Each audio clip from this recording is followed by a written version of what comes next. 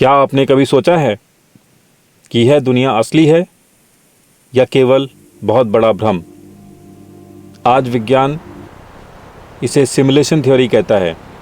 हजारों साल पहले वेद इसे माया कहते थे।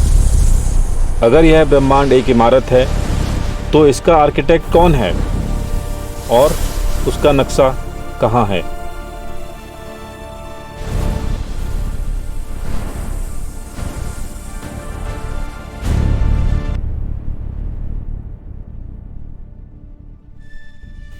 सृष्टि से पहले न समय था, न स्थान, न पदार्थ, केवल एक अंधकारमय शून्य था।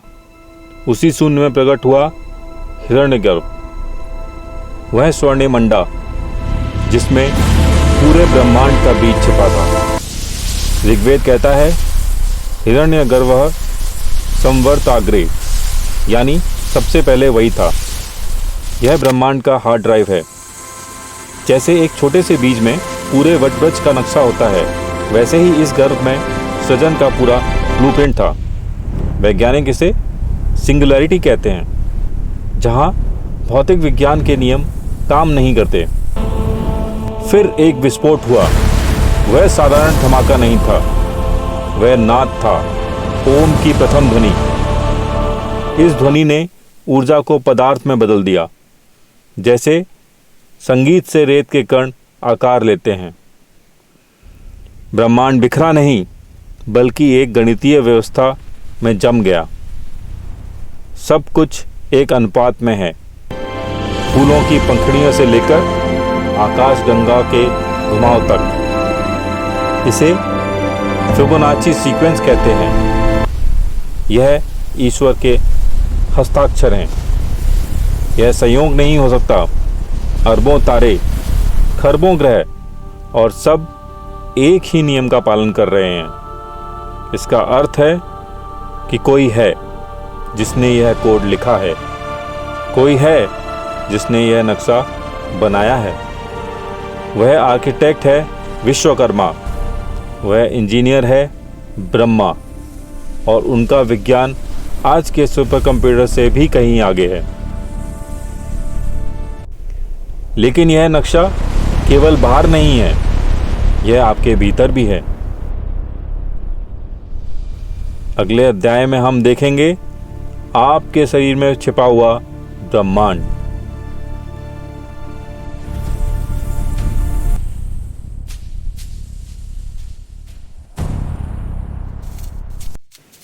वेद कहते हैं यथा पिंडे तथा ब्रह्मांडे, जो शरीर में है वही ब्रह्मांड में है। यह केवल दर्शन शास्त्र नहीं, यह विज्ञान है। एक परमाणु की संरचना को देखिए। इलेक्ट्रॉन वैसे ही घूमते हैं जैसे सूर्य के चारों ओर ग्रह। सबसे छोटी इकाई और सबसे बड़ी इकाई दोनों एक नक्शा हैं। हमारे डीएनए को देखिए, यह दो लिपटे हुए सांपों की तरह दिखता है। ऋषियों ने इसे कुंडलिनी कहा और आधुनिक विज्ञान इसे जेनेटिक कोड कहता है। आपका शरीर मिट्टी का पुतला नहीं, बल्कि एक चलता फिरता ब्रह्मांड है। आप स्टारडस्ट से बने हैं। सूर्य आपकी आंखों में है, चंद्रमा आपके मन में है, और नदियां आपकी नसों में हैं। ब्रह्मांड कहीं बाहर नहीं, आप ही ब्रह्मांड हैं जो खुद का अनुभव कर रहे हैं। लेकिन इस ब्रह्मांड को बांधे रखने की गोंद क्या है? वह है ज्योमेट्री। पुष्प की पंखुड़ियों से लेकर मधुमक्खी के छत्ते तक प्रकृति रैंडम नहीं है। यह एक गुप्त भाषा है, ईश्वर की भाषा। प्लेटो ने कहा था गॉड जियोमेट्राइजेस, लेकिन वेदों ने हजारों साल पहले यंत्र बना दिए थे। ये यंत्र केवल डिजाइन नहीं है, ये ब्रह्मांडीय ऊर्जा की मशीन है। आइए समझते हैं उस सबसे शक्तिशाली आकृति को जिसे श्री यंत्र कहते हैं।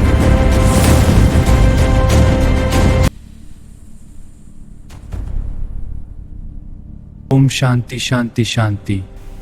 क्या ओम मणिपाद ध्वनि में का हूँ। कोई आकार होता है? ओम शांति आप शांति शांति। मंत्रों को देख सकते हैं। ओम मणिपाद में हूँ। इसे सिमेटिक्स कहते हैं। जब ध्वनि रेत पर पड़ती है तो वह ज्योमेट्री बन जाती है। जब ओम का उच्चारण सही आवृत्ति पर किया जाता है तो वह श्री यंत्र का आकार ले लेता है। यानी यह पूरा ब्रह्मांड जमा हुआ संगीत है। हमारे मंदिरों का वास्तु भी इसी विज्ञान पर आधारित था। वे पत्थर के ढेर नहीं, ऊर्जा के केंद्र हैं। पिरामिड से लेकर शिवलिंग तक हर आकार एक उद्देश्य है, ऊर्जा को चैनल करना। आधुनिक विज्ञान अब स्ट्रिंग थ्योरी की बात करता है कि सब कुछ कंपन है। नटराज की मूर्ति को देखिए, वह कॉस्मिक डांस है, सब कुछ लय में। अगर लय टूट जाए तो प्रलय आ जाती है, लेकिन जब तक लय है, जीवन है। गणित की भाषा में इसे गोल्डन रेशियो कहते हैं। यह अनुपात आपके चेहरे में है, आपकी उंगलियों में है और डीएनए में है। यह ईश्वर का फिंगरप्रिंट है। तो सवाल यह है, अगर सब कुछ इतना सटीक है तो क्या यह अपने आप बना या इसे कोड किया गया? क्या हम किसी और के सपने में जी रहे हैं?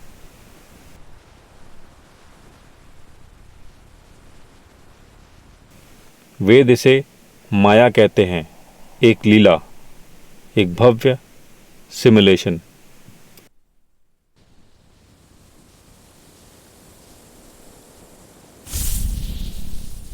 जब तक आप देखते नहीं तब तक कुछ भी असली नहीं है। यह ठीक वही है जो आदि शंकराचार्य ने कहा था, ब्रह्मा सत्यम जगन मिथ्या। संसार झूठ नहीं है, लेकिन यह वैसा नहीं है जैसा दिखता है। यह एक होलोग्राम है। हम सब एक ही चेतना के अलग अलग अवतार हैं, जैसे एक वीडियो गेम के पात्र। मृत्यु गेम ओवर नहीं है, यह केवल लॉग आउट करना है। तो इस खेल का उद्देश्य क्या है?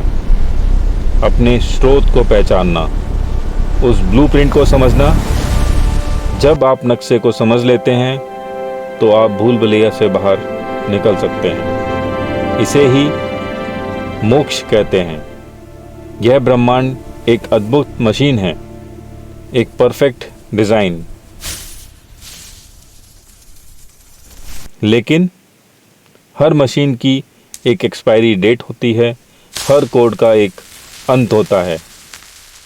हमने देखा कि ब्रह्मांड कैसे बना और कैसे डिजाइन हुआ, लेकिन इसका अंत कैसे होगा? क्या होगा जब यह सिमुलेशन क्रैश हो जाएगा, जब समय खुद मर जाएगा? अगले वीडियो में हम देखेंगे ब्रह्मांड का सबसे भयानक अध्याय, महाप्रलय। वह वीडियो जो इस पूरी श्रृंखला का क्लाइमैक्स होगा, उसे मिस ना करें। जय मां भारती। सब्सक्राइब करें ताकि आप अंत के साक्षी बन सकें।